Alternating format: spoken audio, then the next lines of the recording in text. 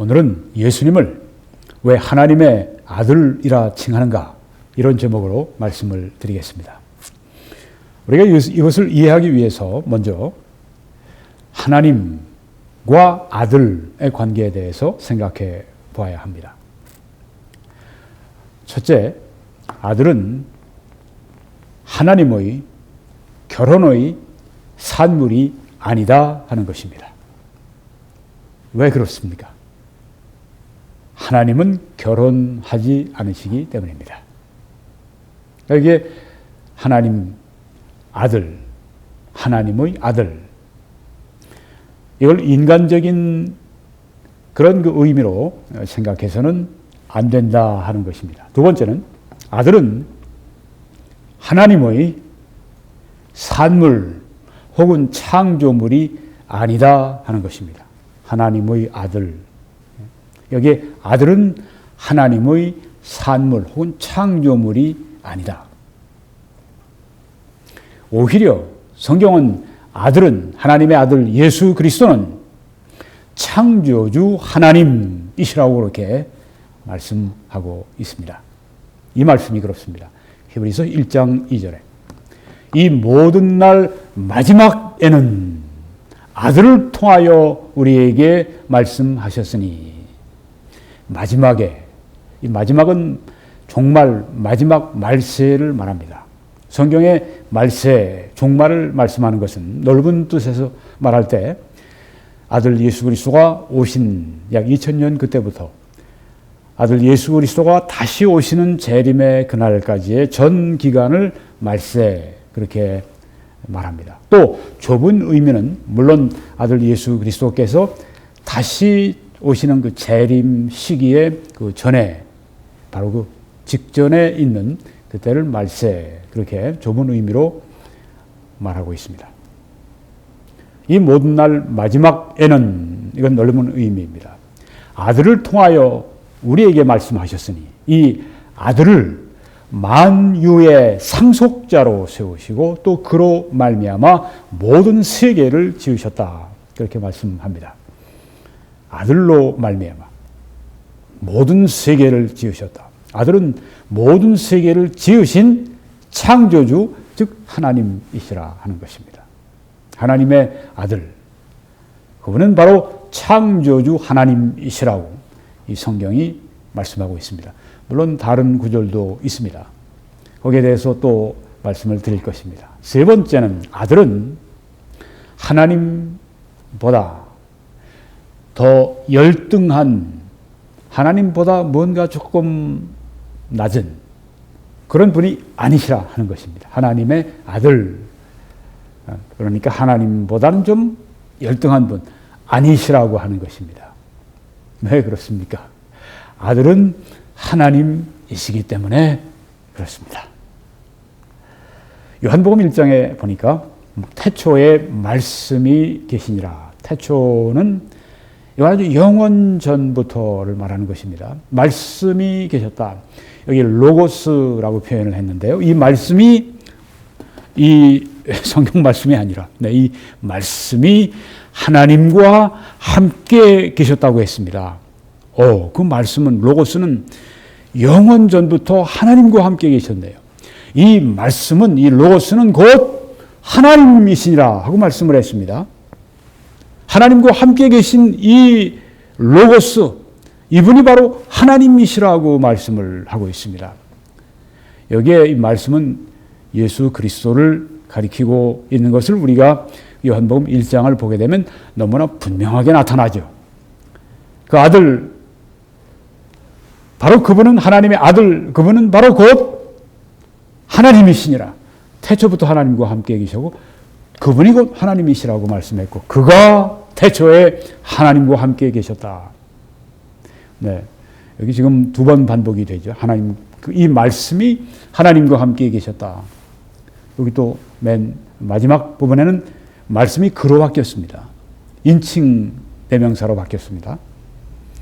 예수 그리스도가 태초에 하나님과 함께 계셨고, 또 이 말씀 예수 그리스도는 곧 하나님이시라고 말씀을 했습니다. 예수 그리스도는 하나님이십니다.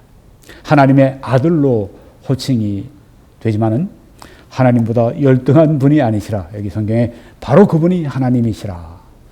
이렇게 말씀하고 있습니다. 만물이 그로 예수 그리스도로 그 말씀으로 말미암아 지은 바 되었으니 지은 것이 하나도 그가 없이는 된 것이 없느니라.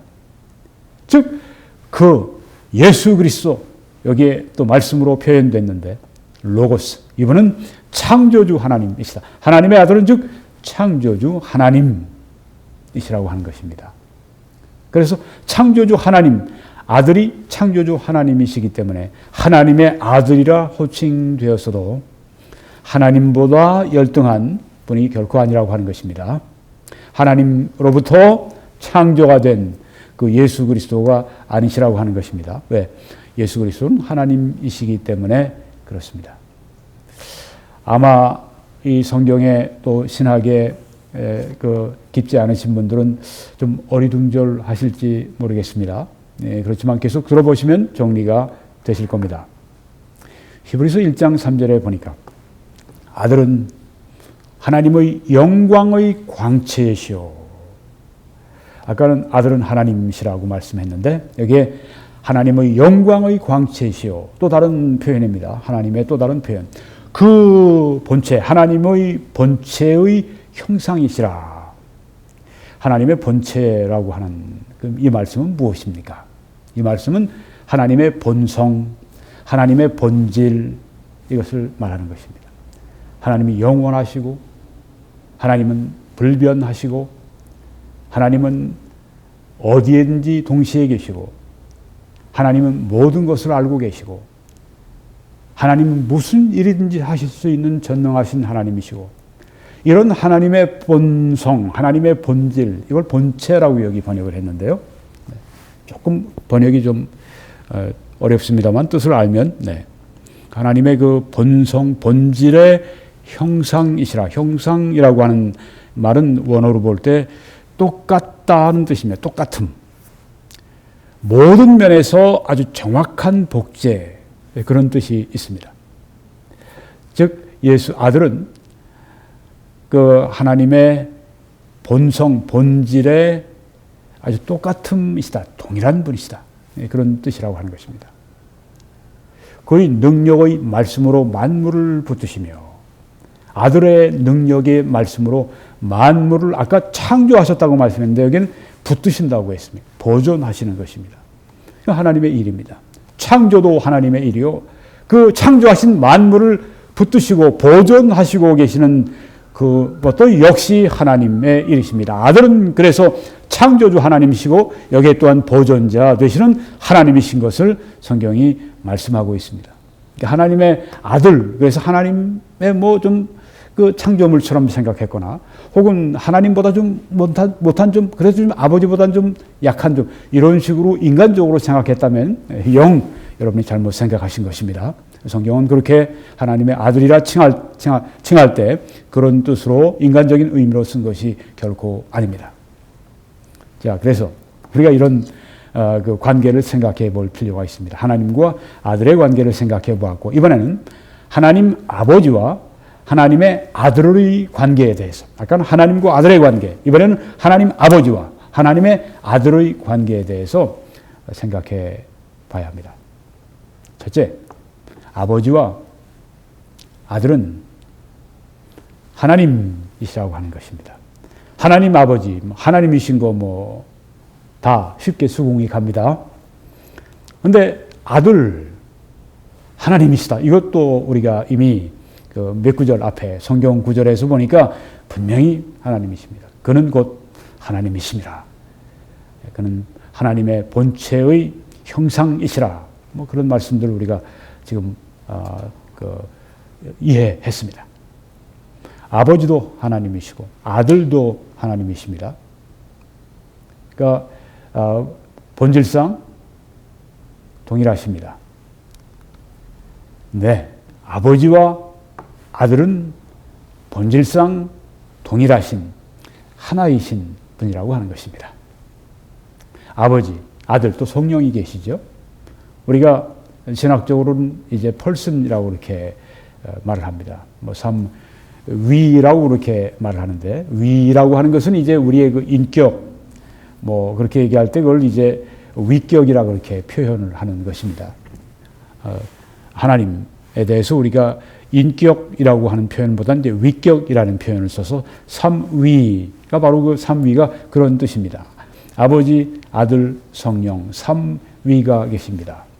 세 분의 펄슨이 계십니다.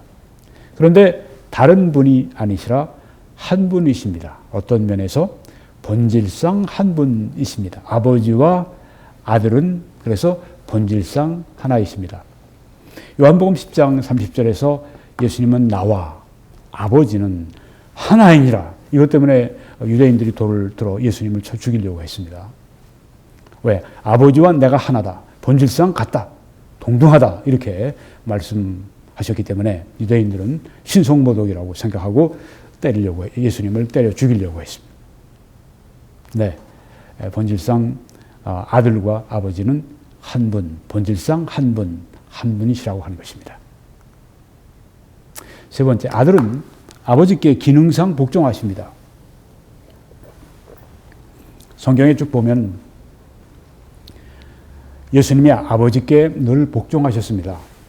죽기까지 복종하셨다고 성경에 말씀했습니다. 살아계실 때는 말할 거 없고요. 단 한 번도 예수님은 아버지의 뜻을 거역하신 적이 없습니다. 완전 100% 절대적으로 완벽하게 복종하셨습니다. 그러면 복종을 받는 분이 복종을 하는 분보다 위에 있는 것 아닌가? 네, 기능상 그렇습니다. 조금 전에 아버지와 나와 아버지는 하나이라. 동등하시다. 하나이시다. 본질상, 기능상으로는 그렇습니다. 기능상으로는 복종하십니다. 기능상으로 아들은 아버지께 복종하십니다. 뭐 기능상을 경륜상 뭐 그렇게 말할 수도 있습니다. 네. 영어로는 functional, 기능적으로, 아버지와 아들의 관계로 그렇게 기능적으로 복종하십니다만은 하나님의 아들은 아버지 하나님, 아들 하나님은 아버지 하나님과 본질적으로 전혀 다를 바가 없습니다. 동일합니다. 그 영광과 그 능력과 힘과 권위와 이 모든 것에서 아버지 하나님과 아들 하나님은 동등하십니다. 그런데 기능상 아들 하나님이 아버지 하나님께 복종하십니다. 요한복음 15장 내가 아버지의 계명을 지켜 복종하시고 순종하셨습니다. 아버지께 그의 사랑 안에 거하는 것 같이 너희도 내 계명을 지키면 내 사랑 안에 거하리라. 이렇게 말씀을 하셨습니다. 네, 아들 하나님은 아버지 하나님께 기능상 복종하셨습니다. 네, 이 말씀에서 우리가 승리하는 삶의 비결을 보게 되죠. 우리도 하나님의 계명, 아버지의 계명, 또 아들의 계명 복종하게 되면 그 아들의 사랑, 아버지의 사랑 가운데 거하는 사람이 될 수 있다. 세 번째, 예수님을 왜 하나님의 아들이라 칭하는가? 이제 우리가 답을 할 차례가 되었습니다. 또 준비도 되었습니다. 자, 이것은 반복이 되지만 인간적인 의미의 아들이 아니다 하는 것입니다. 왜? 하나님은 결혼하지 않으시기 때문에 인간적인 의미로 하나님의 아들, 뭐 아버지와 아들 간의 관계로 그렇게 너무 인간적으로 생각하면 안 됩니다.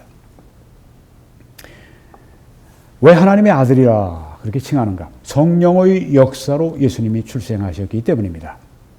누가복음 1장에 보니까 천사가 대답하여 가로되 예수님 출생하셨을 때 이 가브리엘 천사가 이 마리아에게 찾아가서 한 말입니다. 성령이 내게 임하시고 지극히 높으신 이의 능력이 너를 덮으시리니 이러므로 나실 바 거룩한 자는 하나님의 아들이라 일컬으리라. 그렇게 말씀을 했습니다. 네. 성령의 역사로 말미암아 예수님께서 사람의 몸을 입고 출생하셨습니다. 성령이 예수님께 신성을 주신 건 아닙니다. 왜냐하면 예수님의 그 신성은 영원전부터 계셨기 때문에 이제 사람의 몸으로 태어나실 때 그때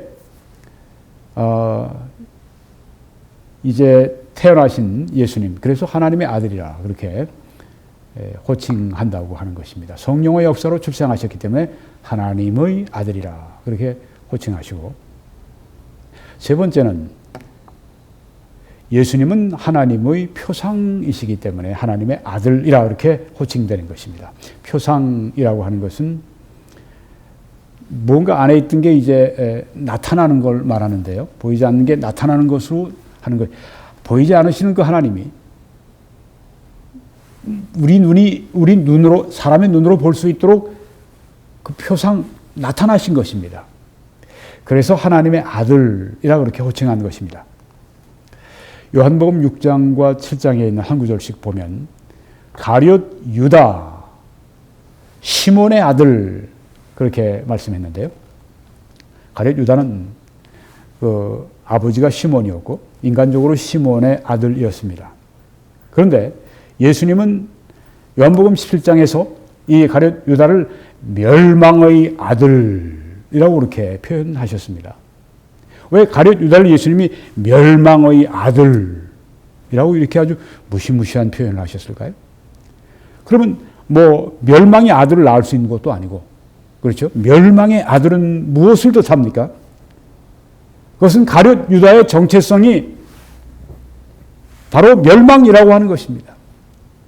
가룟 유다는 멸망이라고 하는, 멸망을 표상한 것입니다. 가룟 유다는 멸망의 표상이기 때문에 멸망의 아들이라고 그렇게 예수님이 부르셨습니다. 마찬가지로 하나님의 아들이라고 하는 것은 바로 하나님의 표상이시라, 그런 뜻이라고 하는 것입니다. 하나님의 아들, 그것은 하나님의 표상, 즉 하나님이 나타나신 것이다. 네, 그래서요, 요한복음 1장 14절에 말씀이 육신이 되어 우리 가운데 거하심에 하고 말씀을 했습니다. 예수님께서 육신으로서, 예수님은 하나님이십니다. 우리가 쭉 그걸 보았습니다. 예수님이 육신이 되어서, 즉 하나님이 육신이 되어서 우리 가운데 거하셨다. 예수님은 우리에게 하나님을 나타내 보여주셨습니다. 나타내 보여주신 하나님이 바로 예수님이십니다. 우리 눈으로 하나님을 볼 수 없지만 예수님, 우리 눈에 보이게 하나님께서 그 모습을 예수님 안에서 나타내 보여주셨습니다. 그래서 하나님의 아들이라고 하는 것은 하나님이 우리에게 나타내 보여주셨다, 그런 뜻이 포함되어 있습니다. 마지막으로 하나님의 아들로 호칭되신 것은 하나님과 동등하시다. 하나님과 동등하시다. 이런 그 본질상 동등하시다는 뜻이 거기에 포함되어 있습니다. 유대인들의 관점이기도 합니다. 마태복음 26장에 보니까 예수께서 침묵하시거늘 대제사장이 이르되 내가 너로 살아계신 하나님께 맹세하게 하노니 네가 하나님의 아들 그리스도인지 우리에게 말하라. 예수께서 이르시되 네가 말하였느니라. 네, 예수님이 여기 그의 말을 빌려서 대제사장의 말을 빌려서 하신 말씀입니다. 네가 말한 그대로다. 나는 하나님의 아들이라고 그렇게 선언하셨습니다. 그리고 그러나 내가 너희에게 이르노니 이후에 인자가 권능의 우편에 앉아 있는 것과 하늘 구름을 타고 오는 것을 너희가 보리라 하시니, 예수님이 이 말씀을 하시면 어떤 반응이 나올 줄 알고 하신 것입니다. 아주 심각한 말씀을 하신 것입니다. 유대인들의 반응을 보십시오. 옛 대제사장이 자기 옷을 찢으며 이르되 그가 신성모독하는 말을 하였으니 어찌 더 증인을 요구하리요. 보라, 너희가 지금 이 신성모독하는 말을 들었도다. 이렇게 아주 부르짖는 것을 볼 수 있습니다. 예수님이 네가 말한 것처럼 나는 하나님의 아들이다 그렇게 말씀하시고, 다시 영광 중에 재림하실 것을 말씀했을 때 신성모독했다고 이렇게 아주 이 유대교로 볼 때는 진짜 가장 무서운 파문이죠. 가장 무서운, 아주 사형언도나 마찬가지인데, 너희 생각은 어떠하냐? 대제사장이 무리들에게 묻습니다. 그들이 대답하여 이르되 그는 사형에 해당한다. 그렇게 답변을 했습니다. 나는 하나님의 아들이라고 하신 그 말씀, 거기에 대해서 이들이 사형에 해당한다. 그렇게 말을 한 것입니다.